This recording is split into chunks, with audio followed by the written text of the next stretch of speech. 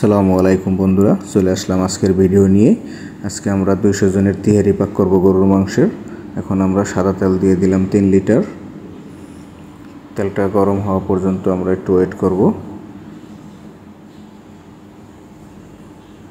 আমাদের তেলটা গরম হয়ে গেছে। এখানে আমরা পেঁয়াজ দিয়ে দিলাম 3 কেজি পরিমাণ। এখান থেকে 1 কেজি পরিমাণ পেঁয়াজ আমরা বেরেস্তা করার পরে তুলে নিব। পরবর্তীতে দিয়ে দিব তিহারির উপরে। আমরা পেঁয়াজটাকে সুন্দর মতো তেলে এখন বেরেস্তা করে নিব। হালকা একটু তেল আর টেট করে দিলাম, মানে তেল কম মনে হয়েছিল, তাই দেখতেই পাচ্ছেন আমরা পেঁয়াজটা ভেজে নিতেছি। আমাদের পেঁয়াজটা বেরেস্তা করা হয়ে গেছে, খুব সুন্দর একটা কালার আসছে। আমরা এখান থেকে 1 কেজি পরিমাণ তুলে রাখতেছি, এটা আমরা পরবর্তীতে অ্যাড করব। এখন আমরা গরুর মাংস রাখছিলাম 19 কেজি গরুর মাংস দিয়ে দিলাম এক এক করে। এখন আমরা সব মশলা অ্যাড করব, যেহেতু অনেকগুলো মানুষের পাক। এখানে আমরা গরম মশলা অ্যাড করে দিছি। এখানে গরম মশলার ভিতরে তেজপাতা আছে, এলাইচ আছে, শাল আছে, কাঁচামরিচ আছে সাথে। আমরা এক এক করে সব মশলা দিতেছি খুব সুন্দর মতো। এটা আমরা এখন মাংসের সাথে মিশিয়ে দিব একটু নাড়াচাড়া দিয়ে।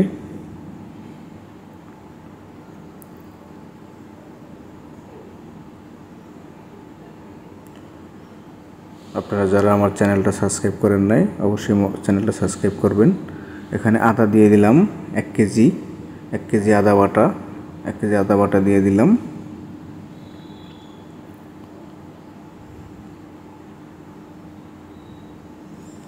এখন আমরা মরিচের গুঁড়ো অ্যাড করে দিব, 200 গ্রাম মরিচের গুঁড়ো অ্যাড করে দিলাম। সুন্দর মতো এখন মাংসের সাথে মিশিয়ে নিব।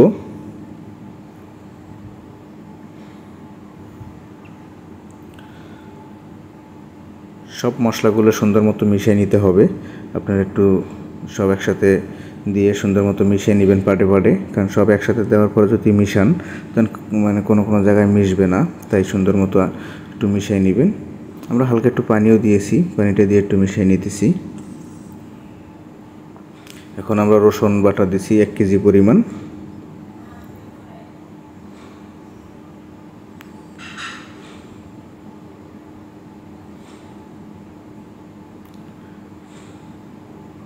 রসুন বাটাটা আমাদের দেওয়া হয়ে গেছে, এখন সুন্দর মতো মিশিয়ে নিতেছি। লবণ দিয়ে দিলাম পরিমাণ মতো। দেখতেই পারতেছেন আমরা খুব সুন্দর মতো মিশিয়ে নিতেছি।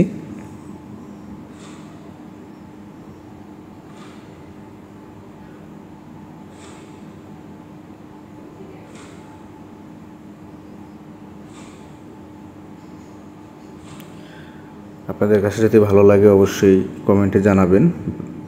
টক দই দিয়ে দিলাম 1 কেজি পরিমাণ।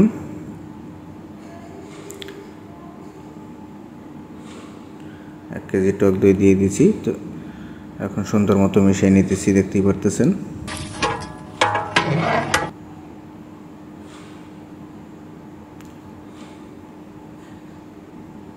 আমাদের মিশানো হয়ে গেছে, একটু পানি অ্যাড করে দিলাম। এখন আমরা চুলায় বসাই দিব। চুলায় বসাই দিলাম। এখন আমরা টমেটো কেচাপ দিয়ে দিব, ছোট একটা টমেটো কেচাপ দিয়ে দিলাম, পুরোটাই দিয়ে দিব। এখন আমরা সুন্দর মতো এটা মিশিয়ে নিব। আমরা এখানে 5-6টা লেবু চিপড়াইতেছি, 5-6টা লেবু চিপড়ে দিয়ে দিলাম মাংসের সাথে। দেখতে পারতেছেন আমাদের মাংসটা কষানো হয়ে গেছে। এখানে একটা মানে আমার ভুল হয়েছিল, সেটা আপনাদেরকে শেয়ার করি। যে কোনো টেকনিক্যালি সমস্যার কারণে আমরা যে চাল দিয়েছিলাম 17 কেজি, চালটা আপনাদেরকে দেখাইতে পারি নাই। এখানে আমরা 17 কেজি চাল দিয়ে দিয়েছি। আমাদের তেহারি রান্না হয়ে গেছে, দেখতেই পারতেছেন খুব সুন্দর একটা কালার আসছে। আপনাদের কাছে কেমন লাগলো অবশ্যই জানাবেন। এখন আমরা যে পেঁয়াজ রাখছিলাম 1 কেজি তুলে রাখছিলাম ভাজা, সেই বেরেস্তাটা উপরে দিয়ে দিলাম। সবাই ভালো থাকবেন, সুস্থ থাকবেন। আল্লাহ হাফেজ।